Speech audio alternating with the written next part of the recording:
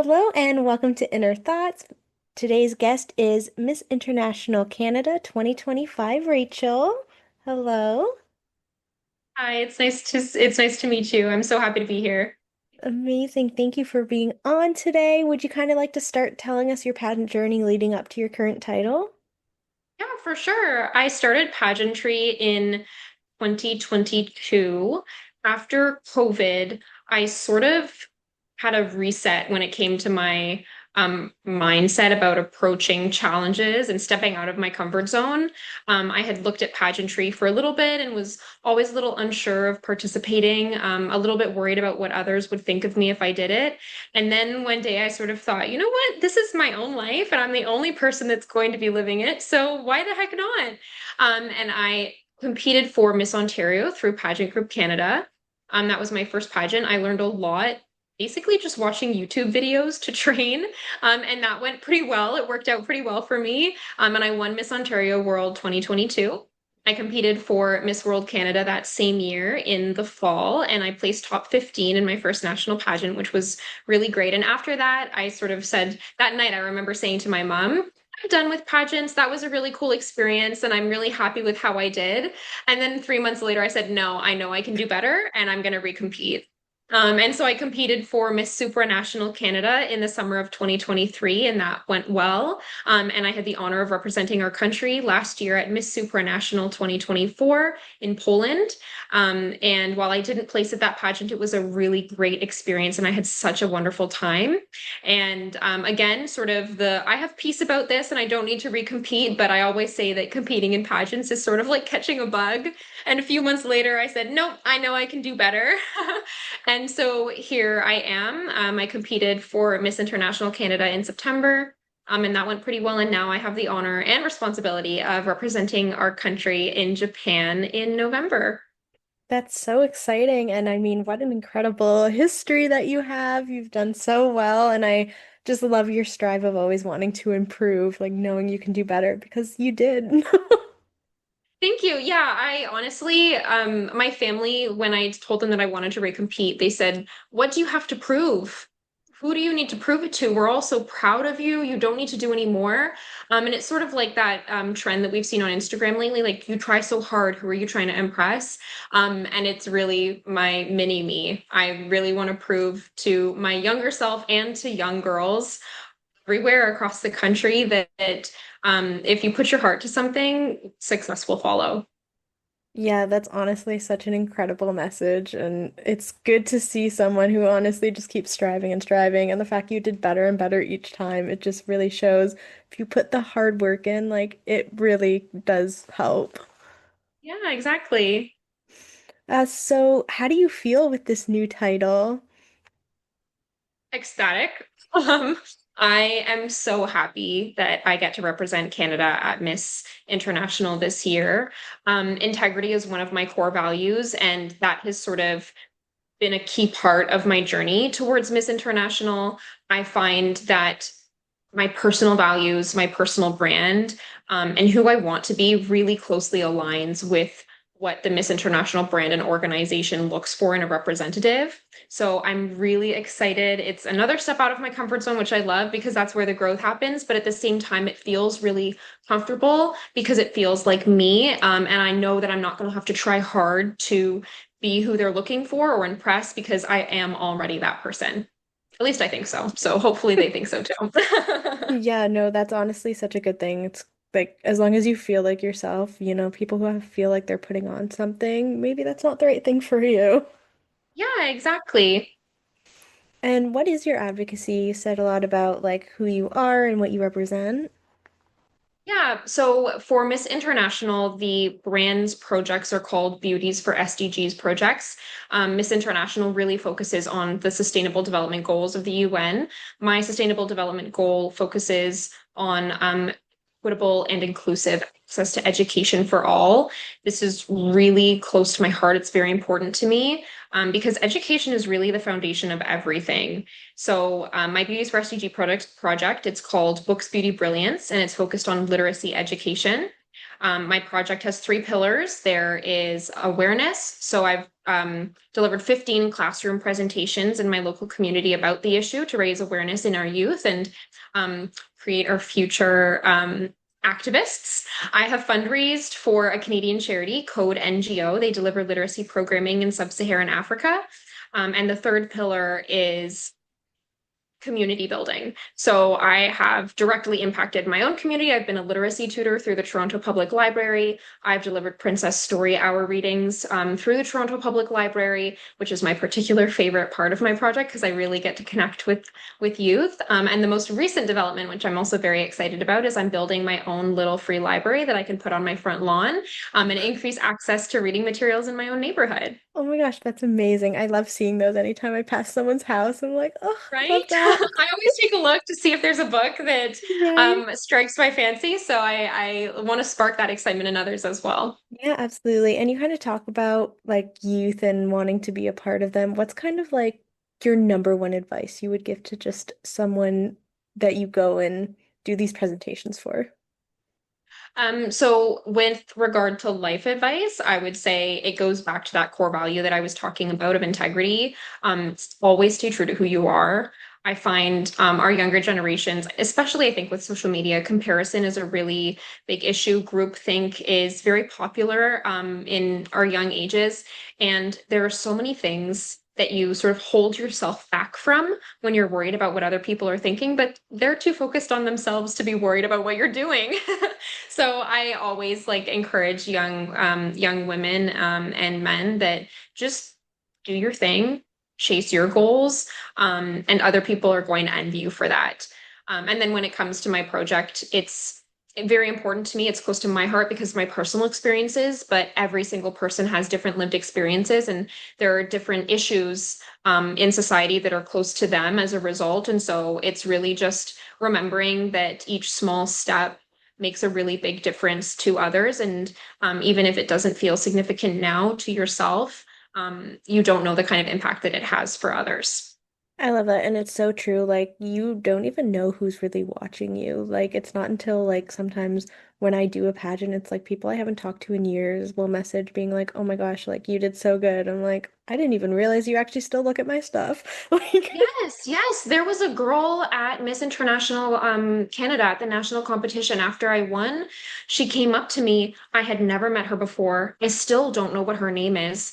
And she said, "You don't know who I am? I've been following you since you competed at Miss World Canada the first time, and I just want to say I am such a supporter. You are so inspiring." And it was like I was so touched, first of all, because you don't think that you have that kind of impact on someone.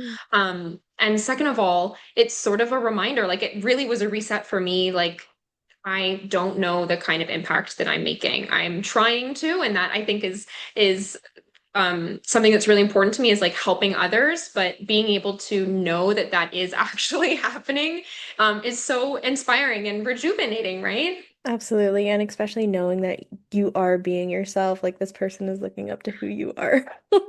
Exactly. Like, what, little old me?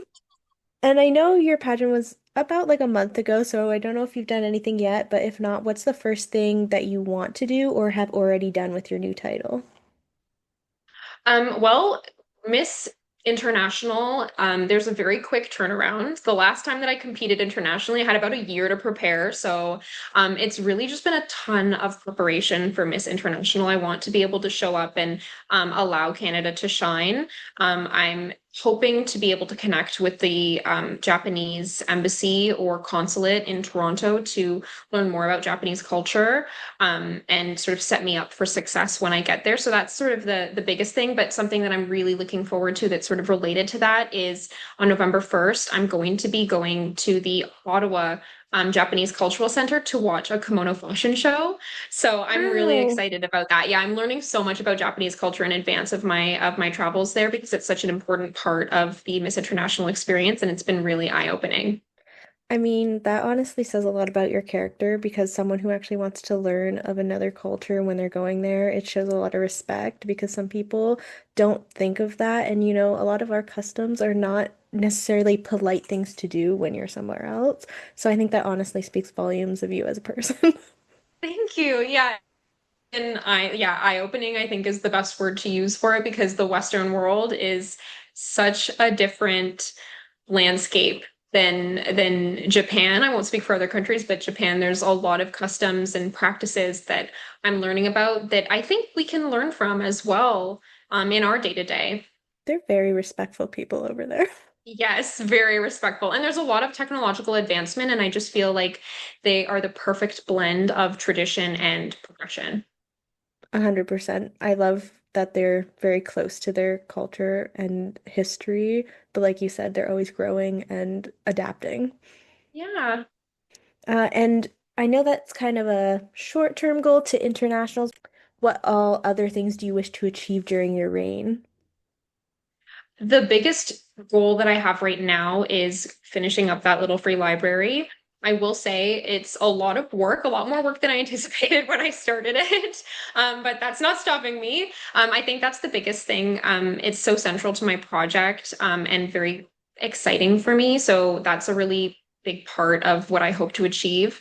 Other than that, I think it goes back to what we were talking about, in terms of inspiring young women and like showing them that staying true to who you are is like really the most successful that you can be through every aspect in life. And I try to do that through my social media. I try to sometimes be a little bit vulnerable on my social media and like really be real, and not always like picture perfect because we aren't always picture perfect. And Instagram's just a highlight reel. So trying to remind women of that, and help them be more real in their everyday and accept those flaws because that's what makes everyone unique and beautiful.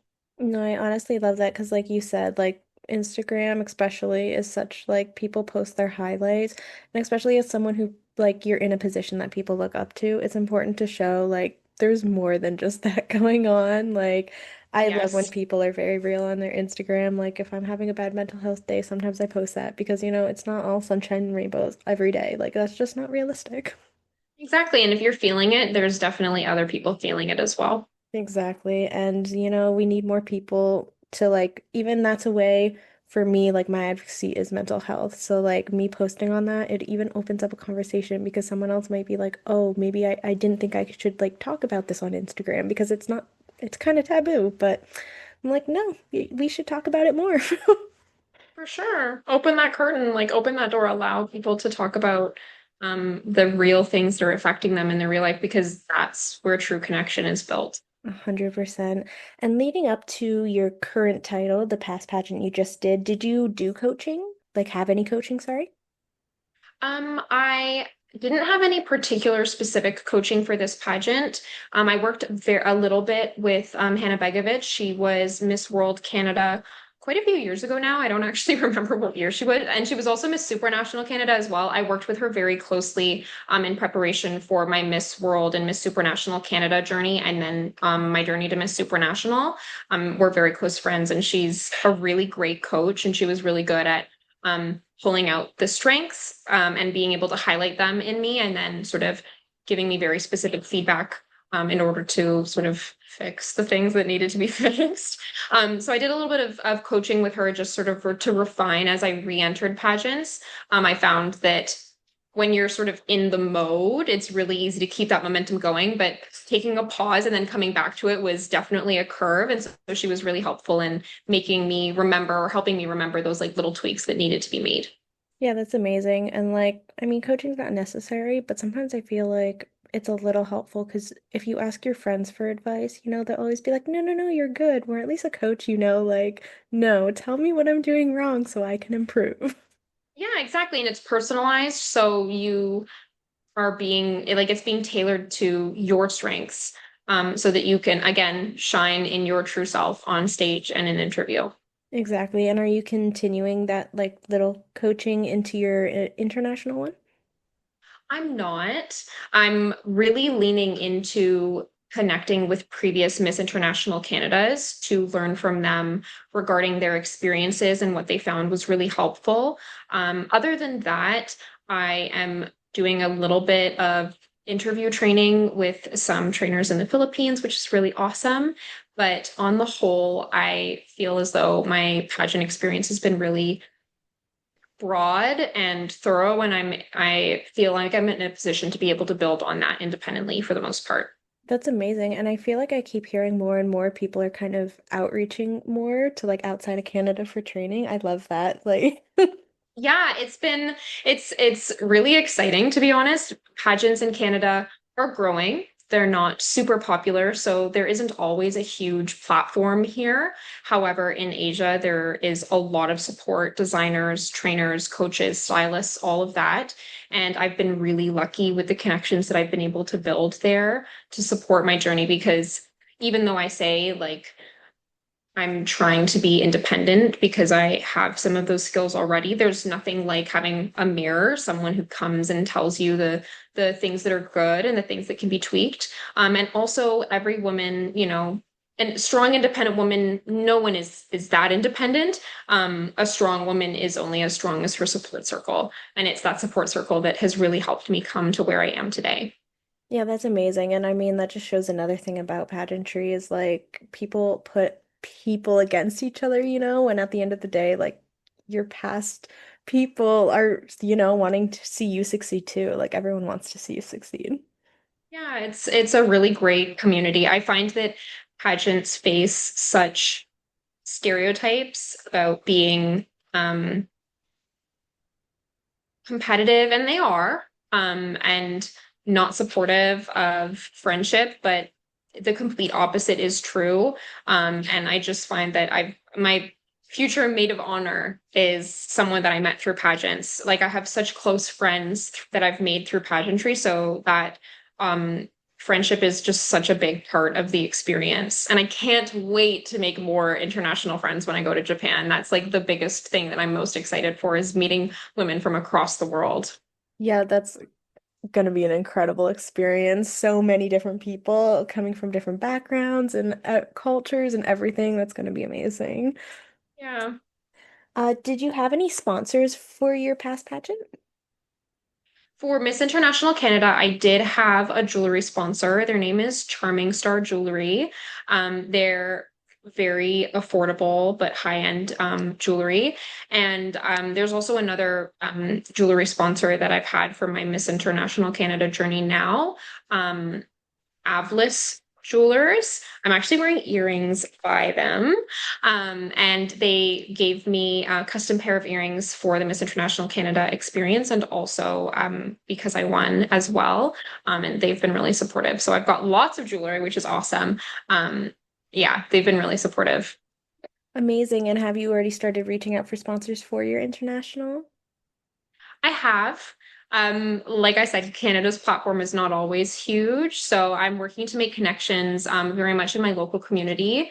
I don't live in the city anymore, and I found that that's really been helpful because local communities are very supportive. So the feedback that I've received so far has been pretty positive. That's amazing. It's always hard to put yourself out there for sponsorships.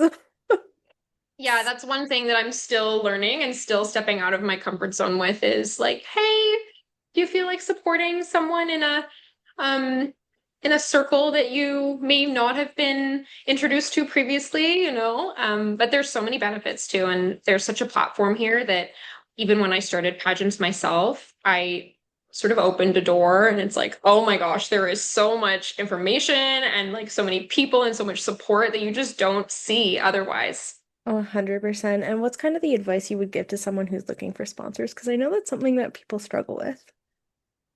Yeah, it is. I definitely think the most valuable thing you can do is figure out what your brand is and then start off reaching out to sponsors that align with that brand. That sort of makes it easier. So when I first started looking for sponsors, because of my project, my social project work in literacy education, the first group of people that I reached out to were bookstore owners. And I found that being able to make that connection and saying, hey, you're a bookstore owner. I do advocacy and literacy. Like we have this shared passion. Would you be interested in supporting? Made that a lot easier, and the reception was much more positive. Rather than reaching out to like a contractor, for example, even though contractors are still very supportive. So I think that that sort of helped with getting past that initial nerves and how am I going to randomly ask this person for money? No, When for there's sure. nothing relating us, there is that shared passion that they are able to connect with and like personalize with you over. But I also like how you kind of said like the literacy people were better to contact than like for you in your case contractor. Like you said, they're still amazing, but like say if they had the opportunity between you or a pageant queen who is a contractor, of course they're going to help out that person more because that follows who they are. Exactly. Exactly. So it's building a connection in that way. And you can only really do that when you know what your brand is. Absolutely. Is there anything that you kind of want to shed light on or bring attention talk on while you have a moment to? Um, I think I'm going to go back to the behind the scenes of pageantry that we don't often see. Pageants are so much work. It's a lot of fun, but it's a lot of work. And I find that there's a stereotype of them just being beauty competitions, like I was saying earlier.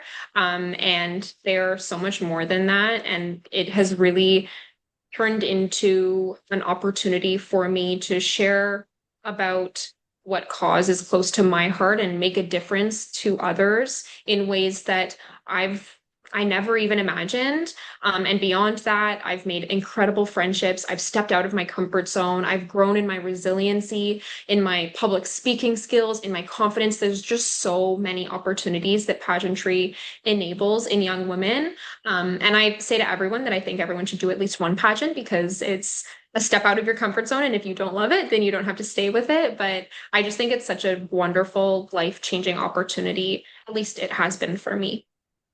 I love everything about what you said because it's so true. Like, you really learn about yourself in new ways, like things you would never think of, new opportunities you would never have. Like, I agree. You should at least try it once because it opens new doors and you find yourself.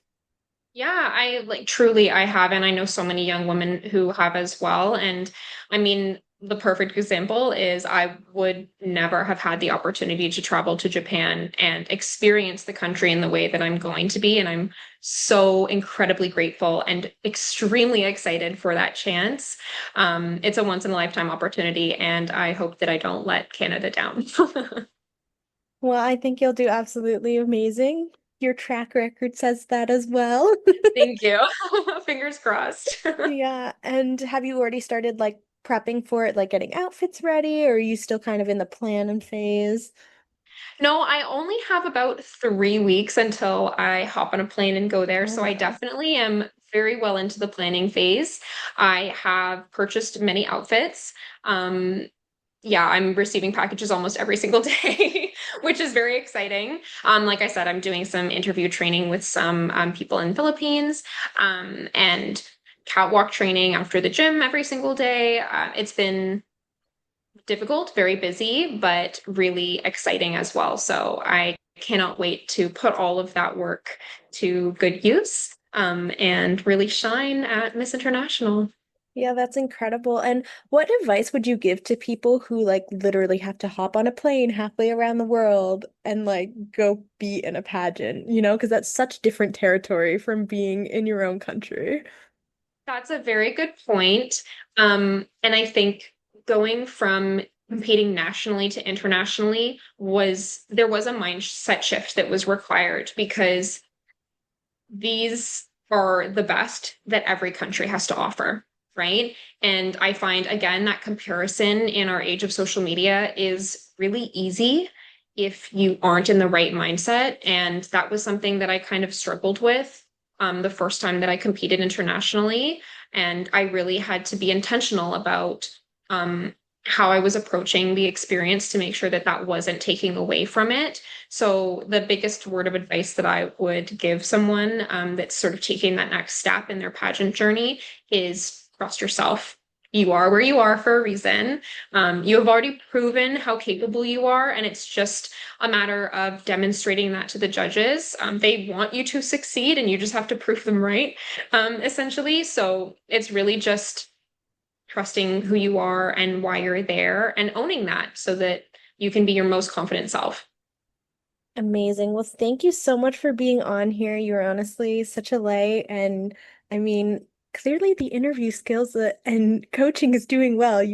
Like all your Thank you. answers were so well spoken. Practice makes perfect. 100%. Thank you so very much for your time, Victoria. I've really appreciated the opportunity to share more about myself and my journey, and my advocacy. And I hope that anybody that's listening, it resonates with them as well.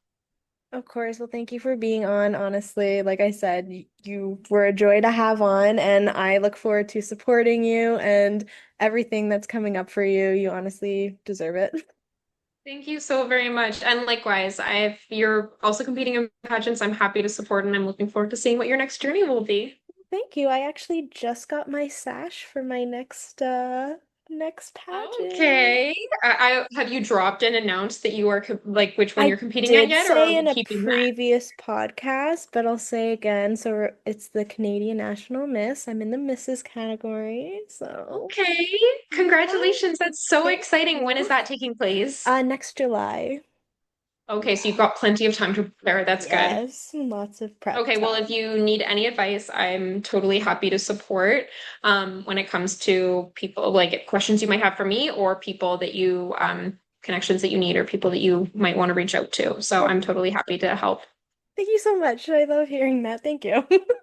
course, girls support girls. That's what pageants are about. 100%. Well, thank you again. I hope you have an amazing day. Likewise, it was lovely to chat, Victoria. Bye. Bye.